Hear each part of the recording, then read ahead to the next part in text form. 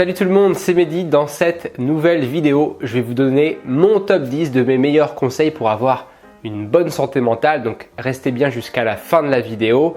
Vous pouvez également liker, commenter la vidéo et vous abonner pour soutenir mon travail. Ça fait toujours très plaisir. On commence directement avec le numéro 10 de mon top qui est les médicaments. Alors je sais, les médicaments sont assez controversés. Il y a des personnes qui acceptent d'en prendre et d'autres qui refusent totalement, et je peux tout à fait le comprendre. Néanmoins, c'est vrai que les médicaments parfois aident les gens à supporter leurs troubles émotionnels. Sans les médicaments, ça serait difficile pour certaines personnes de tolérer leur quotidien, et en plus de ça, ça peut être parfois un très bon coup de pouce pour favoriser les techniques qu'on utilise en thérapie. Donc même si c'est loin d'être le meilleur conseil, ça reste quand même un bon outil. En 9e position, j'ai choisi de mettre le fait d'accepter les problèmes. Alors c'est un point de vue assez philosophique. Il y a de nombreuses personnes qui en fait souffrent parce qu'elles n'acceptent pas d'avoir des problèmes. Selon elles, elles sont victimes, elles se plaignent et elles considèrent qu'elles ont plus de problèmes que les autres. Alors c'est vrai, à certains moments de la vie, on a parfois plus de problèmes à gérer. Mais la réalité à mon sens, c'est que chacun a des problèmes qui sont certes parfois différents, mais dans tous les cas, il faudra gérer ces problèmes, les affronter tout au long de sa vie. Donc à mon avis, il vaut mieux accepter d'avoir des problèmes puisque cela permet de passer de la plainte à une position d'action pour justement résoudre ces fameux problèmes. À la 8e place, on retrouve la lecture. Sachez, et je pense que vous le savez, que dans un livre, il y a un énorme travail qui est réalisé par le ou les auteurs. Il y a souvent des années de recherche, des années de réflexion qui permettent justement de condenser en un seul ouvrage tout un tas de techniques, d'informations utiles pour apprendre à gérer vos émotions. J'en profite d'ailleurs pour faire ma promo. J'ai moi-même écrit le livre Devenez plus fort que vos peurs, les secrets des psys. Ça m'a mis plus d'1 an pour écrire ce livre où je réunis l'ensemble de mes conseils, l'ensemble de mes techniques utiles pour vous apprendre à diminuer, à prendre en charge vous-même vos phobies, vos TOC, votre anxiété ou encore votre état de stress post-traumatique. Donc vous pouvez vous le procurer directement sur Amazon. À la 7e place de mon top, on retrouve le sport. Vous le savez tous, le sport, ça fait du bien, ça change les idées, ça aère l'esprit. Et en plus de ça, ça permet de sécréter des endorphines qui vont être très utiles pour diminuer le stress et la pression. Donc faites du sport, mais encore une fois, les extrêmes ne sont jamais bons et on y reviendra.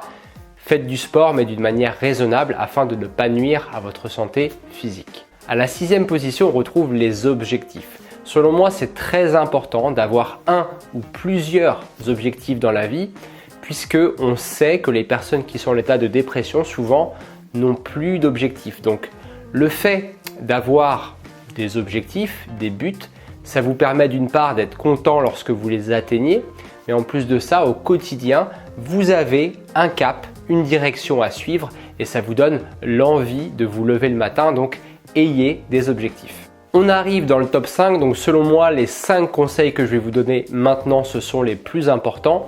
Et à la 5e position, on retrouve l'entourage. Ayez un bon entourage, un entourage de qualité.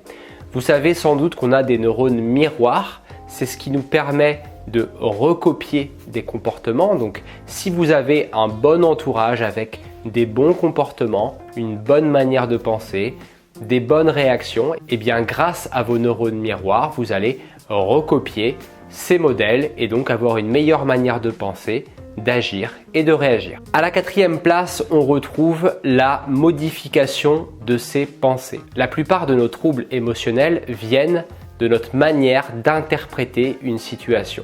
Bien souvent, on interprète les situations avec uniquement un angle de vue et c'est souvent la nuance, le fait de cumuler plusieurs points de vue qui va vous aider à rationaliser correctement et donc à soulager vos émotions. J'ai fait une vidéo à ce sujet où je vous parle des 4 pensées aidantes pour justement mieux gérer vos émotions. Donc je vous invite à cliquer sur la fiche si vous voulez la regarder. À la 3e position, on retrouve l'équilibre entre les contraintes et le plaisir. Ce qui fait que les gens sont stressés, épuisés, découragés, c'est le fait qu'ils aient plus de contraintes que de plaisir au quotidien.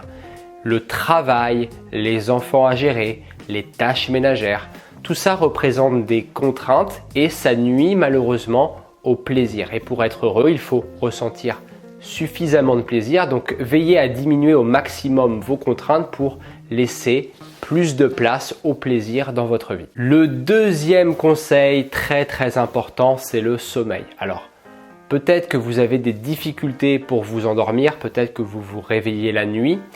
Sachez que le sommeil est très important puisqu'il vous aide d'une part à récupérer de votre fatigue physique mais aussi votre fatigue psychique et en plus de ça, il vous aide à gérer vos émotions puisque les rêves, lors du sommeil paradoxal, eh bien, vous mettez tout ce qu'il faut en place pour digérer les émotions traversées au cours de la journée. Donc, le fait de dormir, c'est très important, le fait de bien dormir et pour ça, il faut se coucher et se lever à heure fixe et respecter environ 7 à 8 heures de sommeil par nuit. On va dire que c'est une plage horaire qui est raisonnable pour la plupart d'entre nous. Et enfin, à la première place de mon top, on retrouve l'alimentation. Selon moi, l'alimentation, c'est le meilleur conseil que je peux vous donner. Soyez vigilant à votre alimentation, à tout ce que vous ingérez d'une manière générale et pour une raison très simple. Lorsque vous mangez, vos aliments, vous le savez, vont passer par votre tube digestif et par vos intestins. Et vos intestins, vous le savez peut-être aussi, c'est votre deuxième cerveau. Et il a pour rôle de dispatcher un ensemble de micro et de macronutriments en direction de tous vos organes et le cerveau ne va pas y échapper. C'est votre intestin et la nourriture que vous allez incorporer qui va nourrir votre cerveau et qui va participer à son bon fonctionnement. Si vous prenez une personne qui a des troubles du comportement alimentaire et qui mange en trop grande quantité du sucre par exemple ou alors qui ne mange plus du tout parce qu'elle se fait vomir ou parce qu'elle est anorexique et donc dans la restriction, et bien très souvent, ces personnes, en plus de leurs troubles du comportement alimentaire, rencontrent des difficultés pour gérer leur anxiété et bien souvent, elles ont une humeur qui est dépressive. Donc, le fait de reprendre une alimentation correcte, en général, ça permet de traiter la dépression et l'anxiété. Donc, soyez extrêmement vigilant à votre alimentation et à ce que vous ingérez pour avoir une bonne santé mentale.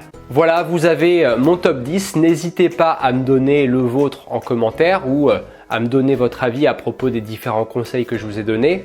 Très sincèrement, je pense que si vous respectez ces 10 conseils, votre santé mentale sera grandement améliorée. Bien sûr, on ne peut pas tout changer, les traumatismes du passé, etc. Rien ne peut être véritablement parfait en matière de gestion de la santé mentale.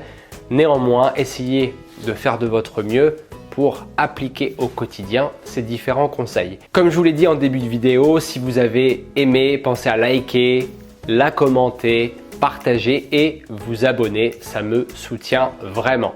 Je vous dis à très bientôt pour une prochaine vidéo. Salut!